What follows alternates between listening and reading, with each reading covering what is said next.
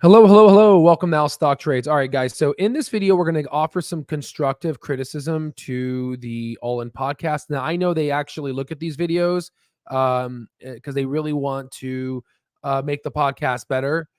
So this is not going to be a tear down, disrespectful breakdown of the pod. This is just trying to make it better. So a couple things that I've noticed in this podcast, and ultimately a general trend of things is, we're starting to get to a point where, we always have to ask ourselves, why is the legacy mainstream media, when do they become compromised? And that's when they get to a point where they assume some political power and some connections and people that they don't want to offend. So in this video, we're going to go ahead and talk about the coverage of the lawsuit that Elon is basically putting on OpenAI. We're going to go ahead and also talk about what David Friedberg said regarding this new generational input, how generative AI is able to essentially take in large corpuses of data and is able to generate a hypothesis, even given that it was not trained on that specific hypothesis. And then lastly, we're going to go ahead and talk about the overall consensus of AGI and how David Friedberg, which is why I have a thumbs up button here on him, has been ultimately really the leader and ultimately someone who's, really, I would say, respected within the scientific community based off of what he was saying. So we're going to go ahead and explain my thoughts and what I mean. But before we do that, let me go ahead and let me just kind of give you an explanation here. So again, I'm still in medical school. I'm an entrepreneur, medical school author, and all that. But this is my Google Scholar, so I have some say a little bit in some understanding in artificial intelligence disparities, neurogenomics, and neurosurgery. These are all my peer authored publications, so we're going to talk about kind of AI and explain a little bit further what's going on here. So the first things first is Elon basically sued OpenAI regarding them being a for-profit. And, Jason, David Sachs, and Chamath Palihapitiya went ahead and basically defended Elon Musk, saying that it was all about being open. It's about being open. And then what I'm going to do is I'm going to share with you a video of David Friedberg saying, you know what, we're all ignoring what just happened in the media, suggesting that Elon basically, and he shows a series of screenshots that shows Elon messaging OpenAI, suggesting that they merge in with Tesla because they need billions of dollars to basically run their AI model. But Elon's argument was this needs to be free and open sourced and should not be, let's say, under Microsoft, but it's okay if it's under him, Tesla, or SpaceX. This is obviously contradictory. It's, I would say, it's clear. It's a clear smoking gun, in my opinion, of just kind of where, and I'm an Elon Musk supporter, but the data here proves that, he understands that, OpenAI needed to basically umbrella itself into $1 billion, $1 trillion company. And, here we have Jason, David Sachs, and Chamath all basically supporting their friend Elon, while David Friedberg is the only one that actually is providing,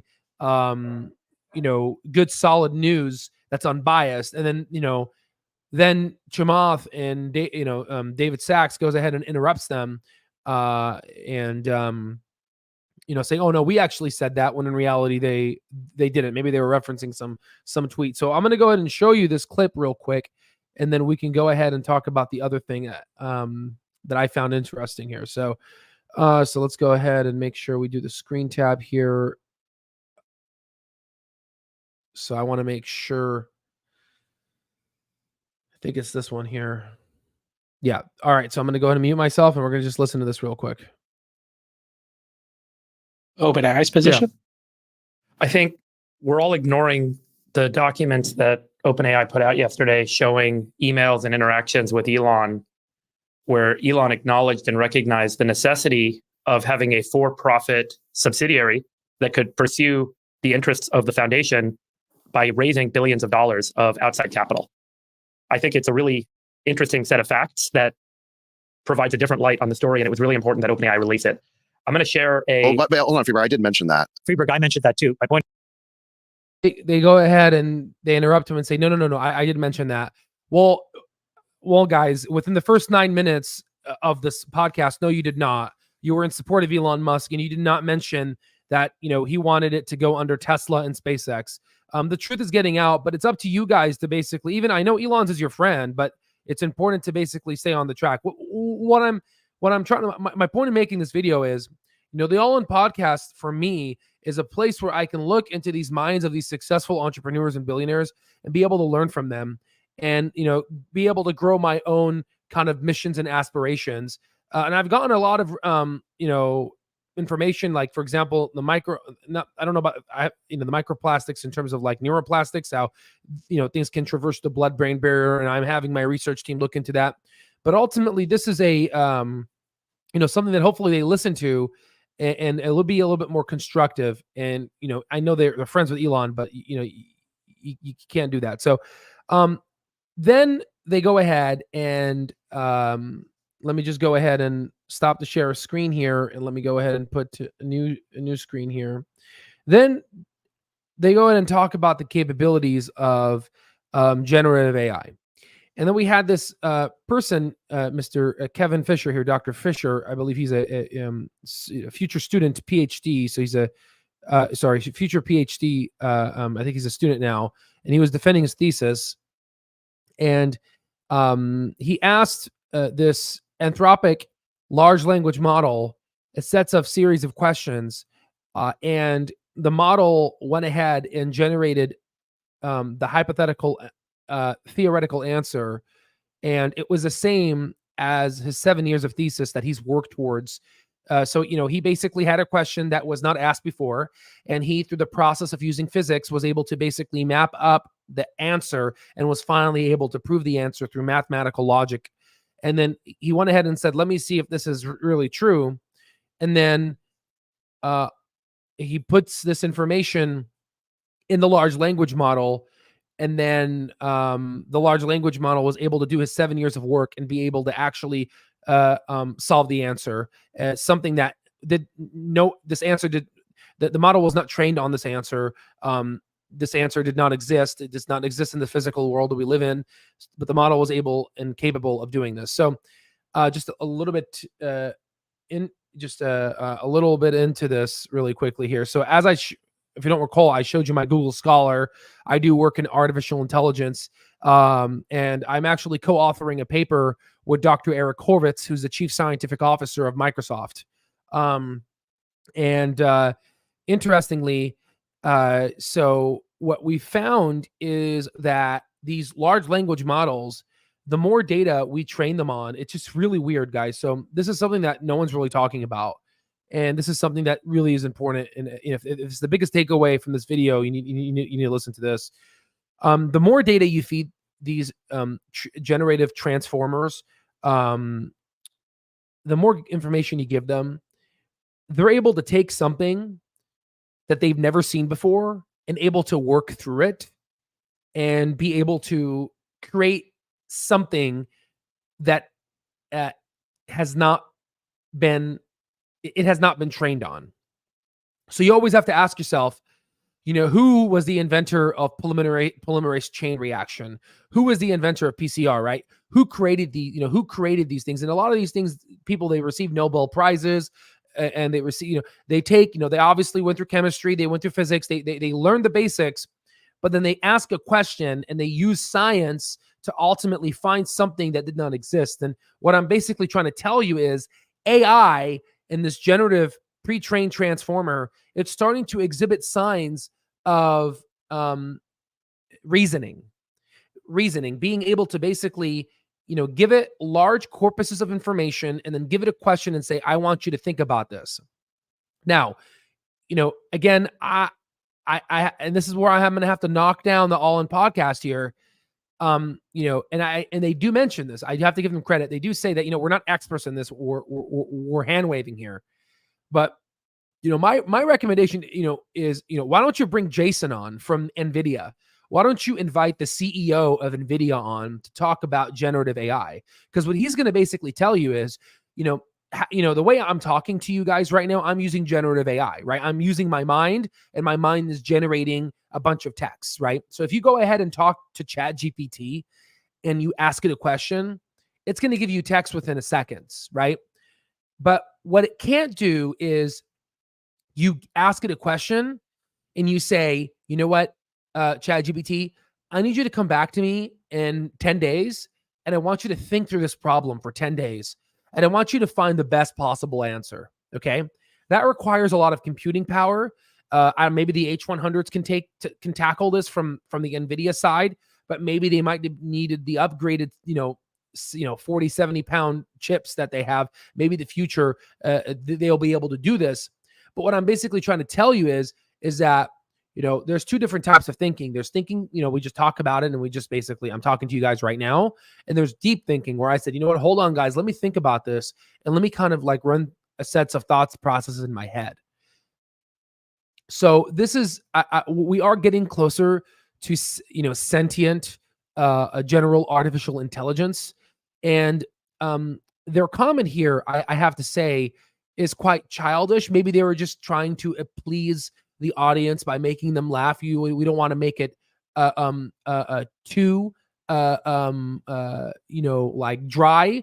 But ultimately, what they're spreading here, and I'm going to replay this, I think is not correct, and I think it's really not educated. It's not higher level, and maybe that's the audience they're trying to reach. But again, they're reaching audiences that think like me and that really use, so it's not, be a little bit, it's, listen to David Friedberg, I would say, right? But again, maybe that's the whole point of the podcast. Perhaps they just want different types of thought processes. But here, let me go ahead and see if I can explain this here. Let me go ahead and share this audio here, and let's go ahead and play this out for you guys. Somebody writing a screenplay and then giving it the first two acts and say, guess the third act. And it's like, oh yeah, this is the third act. Here's what happens. Like, it's pretty impressive. But I mean, these are like complicated. Let me ask you, like deep down, when these guys say they're going to create AGI, what do you think they really mean in their heart of hearts?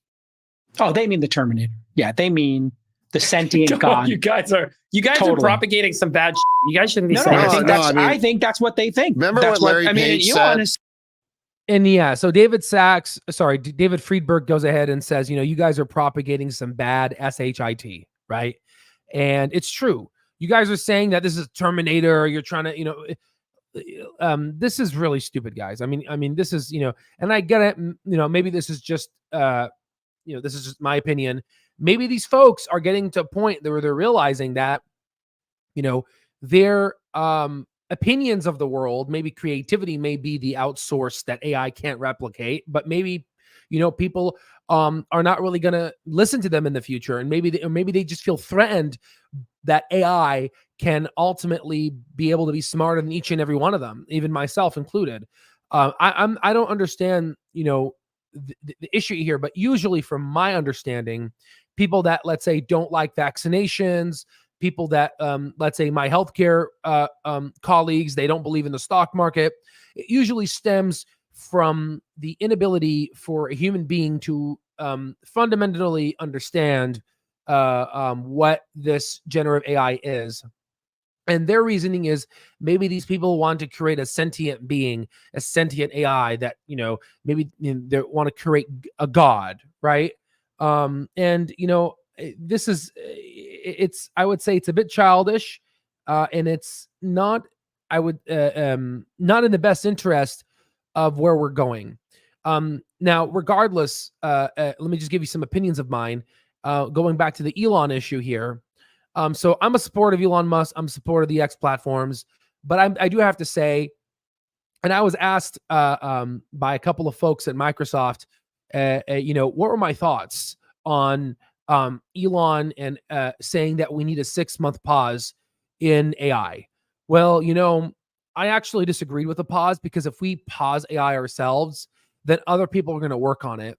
And other people are going to be China and Russia and Iran and people that, we want to, we should be very scared of, given, that this technology has the purpose to really find holes within our national security and really cause a problem in the United States.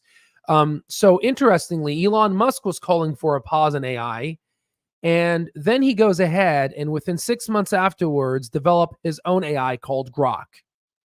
And I might have to say this is a, I don't know what the word is, but telling your fellow citizens in business and telling the government to pause the development of artificial intelligence while you are simultaneously going ahead and creating your own LLM is almost like when Chamath Palihapitiya was talking about how, why would you sell Tesla?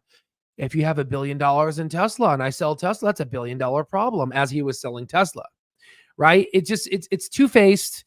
But again, this is the shark of sharks. These are the world that we live in. But my constructive criticism and feedback to the podcast is really the main one here is, when your boy Elon Musk, when there's incriminating evidence that shows Elon Musk has, is paradoxically contradicting himself, don't be afraid to call him out. Okay. He did it. That's great. Secondly, when you approach something that you don't understand with generative AI, bring in someone that actually understands what generative AI is, like Jason from NVIDIA, not Jason from podcast.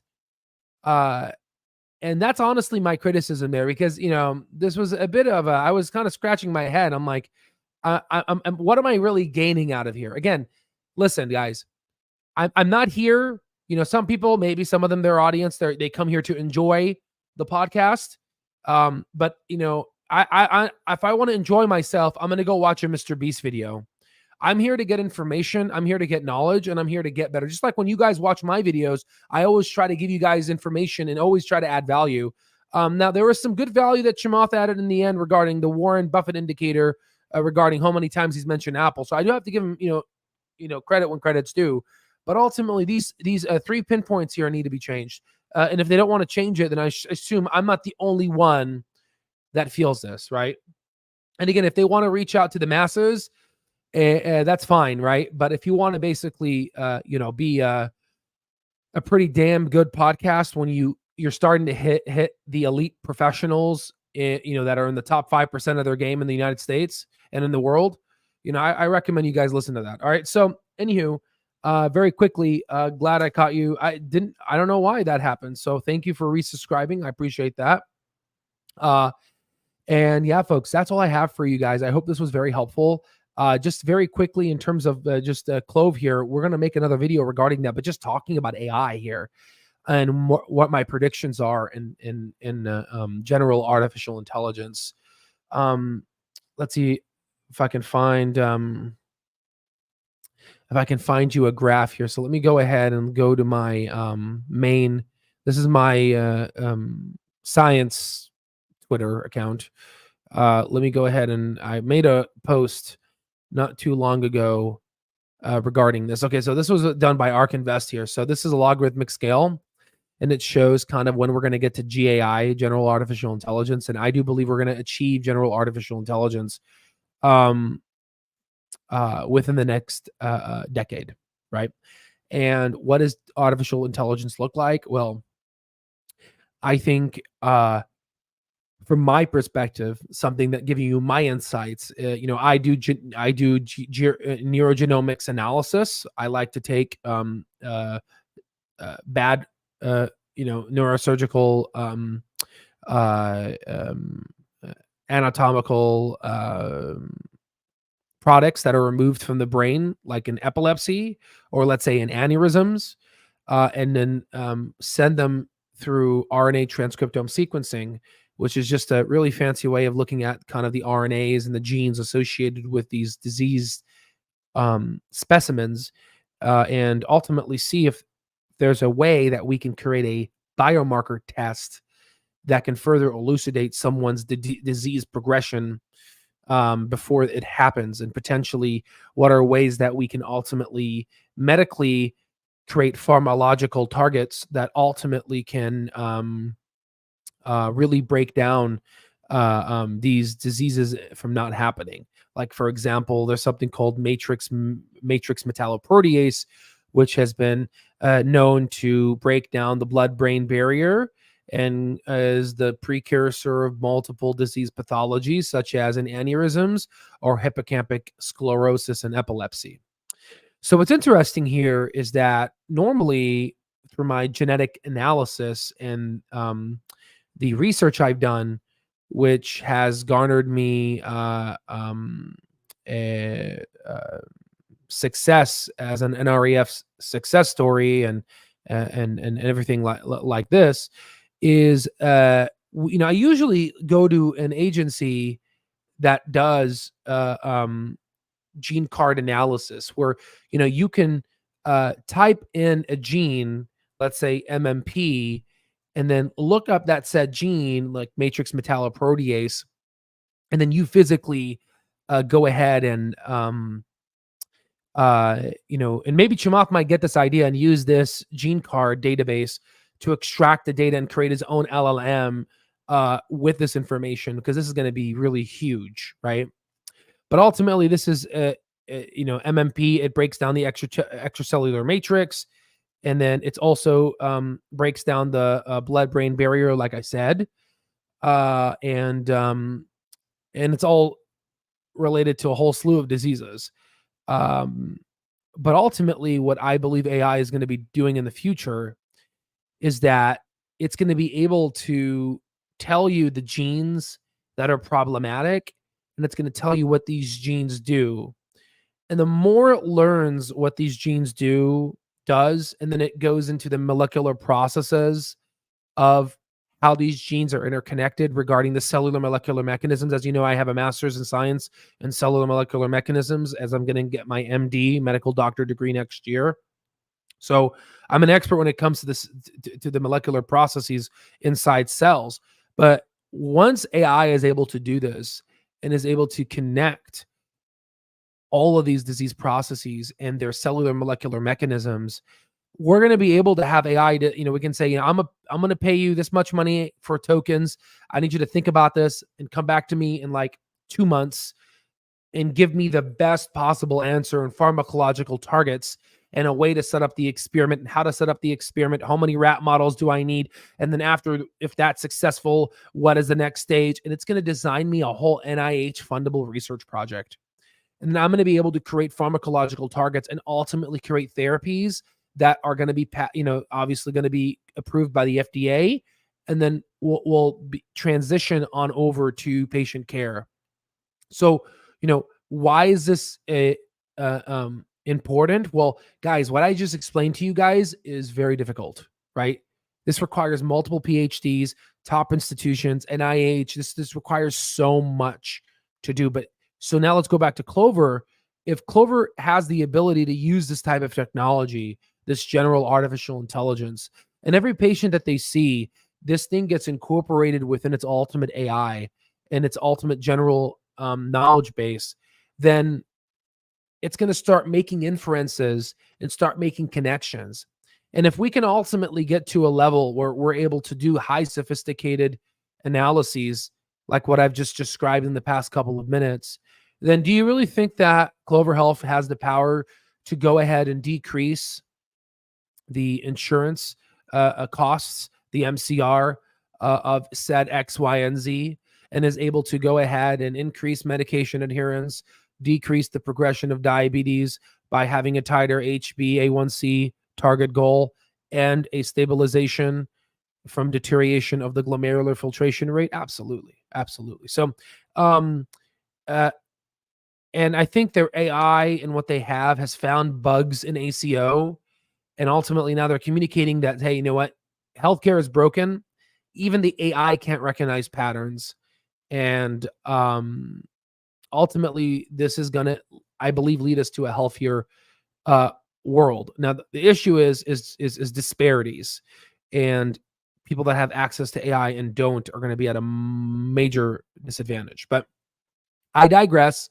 I went really heavy science on you guys right now, right? But I'm just giving you guys my insights and what I see for the potential of Clover. And I hope that this was helpful, but also a constructive feedback, criticism to the All-In podcast, because I was really upset at the podcast, and I was like, what's going on, guys? So hopefully they take this for constructive criticism and they get better. And shout out to David Friedberg for calling Elon Musk out, and for also going ahead and standing up for scientists and not have, future anti-generative AIers like anti-vaxxers start from the foundation of this podcast. So ladies and gentlemen, it's always a privilege and honor, and I'll see you on the next one. Have a wonderful day.